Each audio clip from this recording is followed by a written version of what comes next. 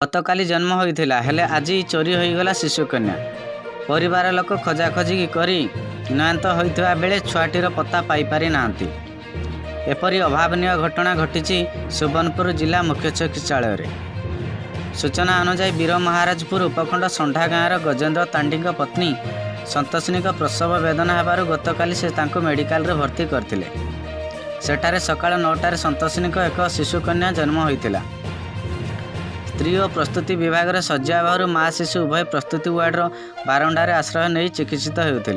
संतोषिनी सहित तांको सासुमा मध्य रही। आज संतोषिनी शौच होगापी जीवा समय तांको सासु शिशु कन्याटी को धरते।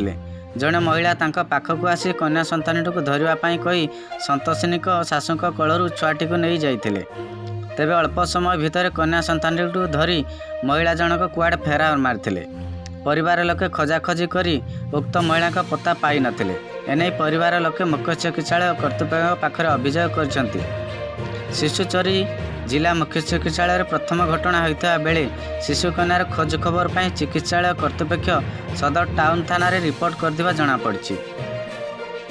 सोनपुर नीलेश नायक, स्वागत टीवी ओडिशा।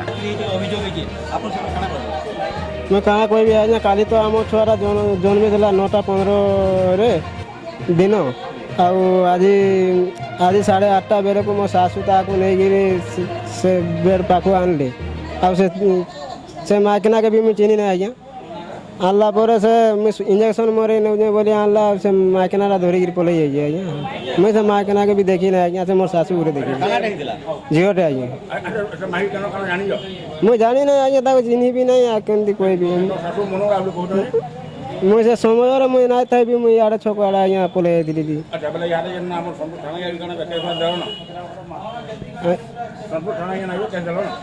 हाँ आज्ञा दे गजेन्द्र तांडिया संडा काजी सकालू 8 बजे निके से गेट रे मुथिली मु बोली कि सुजा मोरे नमी आ तमे एठी थो मु सुजा मोरे गिरा आले तुमको देमी तमे कागज पत्र धरि के एठी थो मु सुजा मोरे गिरा आनुची आ एठी थो आ मु आनुची बोला कहला एंदा कहला आटा मु सेदी ठिया आइदिली से माइकना छाटा धरि के बोलाइला केनर काना बोली डाउट करियो से मोला मन मुडा बोला से माइकना स्टार्ट से मन मुडा बोला मन मुडा के न जे मु काहे कहि पारबी हां मो ना पांती जालो।